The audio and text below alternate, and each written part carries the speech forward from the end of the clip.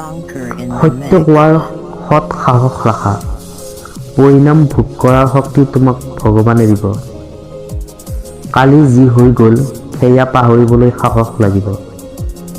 আজিৰ সৈতে যুঁজিবলৈ শক্তি লাগিব। কাইলৈ যি হ'ব ভালেই হ'ব বুলি ভাবিব লাগিব আৰু ভৰসা লাগিব। সত্যৰ পথত চলাটো কিছু কঠিন নিশ্চয় হ'ব, কিন্তু সেই পথত আপোনাক কোনেও পেলাব নোৱাৰে। পলম কৰি হ'লেও নিজে উপাৰ্জন কৰিব শিকা, কিয়নো অৱশেষত মানুহে তোমাৰ উপাৰ্জনৰ ওপৰত ভিত্তি কৰিয়েই তোমাক বিচাৰ কৰিব। হাঁহিবলৈ নিজে শিকক, কাৰণ কান্দিবলৈ সকলোৱে শিকাই দিব। জীৱনত ভাগৰি পৰো, কেতিয়াবা নিজৰ লগত, কেতিয়াবা ভাগ্যৰ লগত, কেতিয়াবা সময়ৰ লগত আৰু কেতিয়াবা সম্পৰ্কবোৰৰ লগত। এনেকৈ ক'বলৈ সহজ, সপোন নেদেখিবি। সকলোৱে সপোন দেখিব পাৰেনে?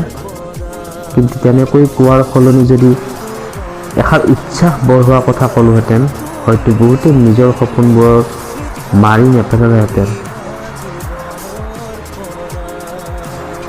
আনে যিমানেই যি নকওক কিয়, আপুনি মনে মনে থাকিবলৈ শিকক, কিয়নো সূৰ্যই যিমান প্ৰখৰ ৰ'দ দিলেও পৃথিৱীৰ সাগৰক শুকুৱাব নোৱাৰে।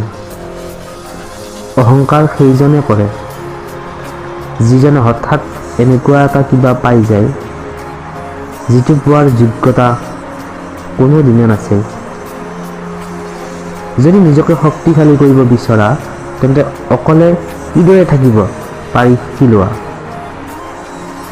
জীৱন আৰু জীৱনৰ আপোন মানুহবোৰক গুৰুত্ব দিবলৈ শিকি লওক, কিয়নো এবাৰ হেৰাই যোৱাৰ পাছত জীৱনো উভতি নাহে, মানুহবোৰো উভতি নাহে।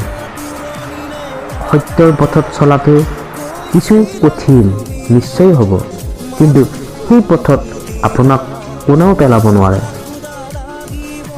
মানুহে কয় পইচা থাকিলেহে কিবা এটা কৰিম, আৰু পইচাই কয় কিবা এটা কৰিলেহে মই তোমাৰ ওচৰলৈ আহিম। তুমি তোমাৰ জীৱন যাত্ৰাত কাৰ্যক্ৰমবিলাক আগতে স্থিৰ কৰি লোৱা, দেখিবা এসময়ত সিয়েই তোমাক মানুহ কৰি তুলিব। মই সেইখন ৰাজ্যৰ ৰজা, যিখন ৰাজ্যত মাথো দুখ কষ্ট যন্ত্ৰণা নামৰ প্ৰজাবোৰে বাস কৰে। সফলতা কেৱল দুটা কালৰ ওপৰতে নিৰ্ভৰ কৰে, আৰু সেই কলা দুটা হৈছে চেষ্টা আৰু পৰিশ্ৰম। সমাজে কি ক'ব কি নক'ব তাক মাথা নামাৰি নিজৰ লক্ষ্য পূৰণ কৰা উচিত, কাৰণ জীৱনটো সমাজৰ নহয়, কেৱল তোমাৰ। এনেকৈ ক'বলৈ সহজ, সপোন নেদেখিবি। সকলোৱে আৰু সপোন দেখিব পাৰেনে? কিন্তু তেনেকৈ কোৱাৰ সলনি যদি এষাৰ উৎসাহ বঢ়োৱা কথা ক'লেহেঁতেন, হয়তো বহুতে নিজৰ সপোনবোৰ মাৰি নেপেলালেহেঁতেন। জীৱনত লক্ষ্য পথত আগবাঢ়োতে লাহেকৈ যাওক বা বেগেৰে যাওক, কোনো কথা নাই, কিন্তু ভাগৰি ৰৈ নিদিব। জীৱনটো সদায় হাঁহিৰেই উদযাপন কৰিবলৈ চেষ্টা কৰক, কিয়নো আমি কোনেও নাজানো জীৱন আৰু কিমান বাকী। যদি আপুনি বহুত ডাঙৰ সফলতা বিচাৰে, তেনেহ'লে অসফল হ'বলৈ প্ৰস্তুত থাকক, কাৰণ প্ৰতিবাৰে অসফল হোৱাৰ পাছত আপুনি আপোনাৰ ভুলবিলাক শুদ্ধ কৰিব পাৰিব, আৰু ভুলবিলাক শুদ্ধ কৰি গৈ থাকিলে আপুনি এদিন ডাঙৰ সফলতা পাব। জীৱনত যিমানেই ডাঙৰ হৈ নাহোঁ কিয়, আজিও কেতিয়াবা আঘাত পালে মুখত প্ৰথম শব্দটো মা বুলিয়েই ওলায়। শূন্যতাই মুখামুখি হ'লে বুজা যায় জীৱনত আমাৰ নিজৰ বুলিবলৈ একো নাই। এই পৃথিৱীত অসম্ভৱ বুলি একো নাই। আমি এই সকলো কৰিব পাৰোঁ যিবোৰ আমি ভাবিব পাৰোঁ, আৰু আমি এই সকলো ভাবিব পাৰোঁ যিবোৰ আমি আজিলৈকে ভবা নাই। হাজাৰটা সুখৰ স্মৃতিয়ে এটি কষ্টক মুচি দিব নোৱাৰে, কিন্তু এটি কষ্টই হাজাৰটা সুখৰ স্মৃতিক মুচি দিব পাৰে। এইটোৱেই জীৱনৰ নিষ্ঠুৰ সত্য। আমি আমাৰ ভৱিষ্যত সলনি কৰিবলৈ হ'লে প্ৰথমে নিজক সলনি কৰিব লাগিব। সকলো দুখ যদি পাহৰি যাবলৈ হয়, তেন্তে স্মৃতি হিচাপ নাথাকিব কি?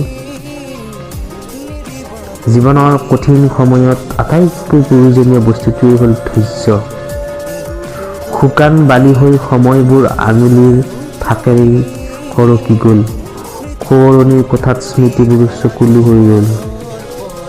বহুতেই তোমাক দেখুৱাব এই পৃথিৱীখন কিমান সুন্দৰ।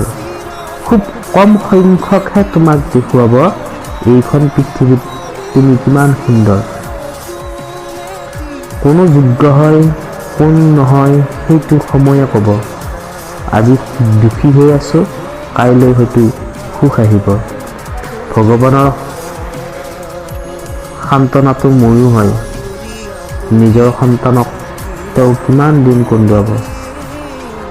সফলতা কেৱল দুটা কালৰ ওপৰতহে নিৰ্ভৰ কৰা, আৰু সেই কলা দুটা হৈছে চেষ্টা আৰু পৰিশ্ৰম। জীৱন এনেকুৱাই হয়, যাক তুমি আপোন ভাবা, তাৰ ওচৰত দিনটোৰ শেষত তুমি এটা অৱহেলাৰ বস্ত্ৰ মাত্ৰ।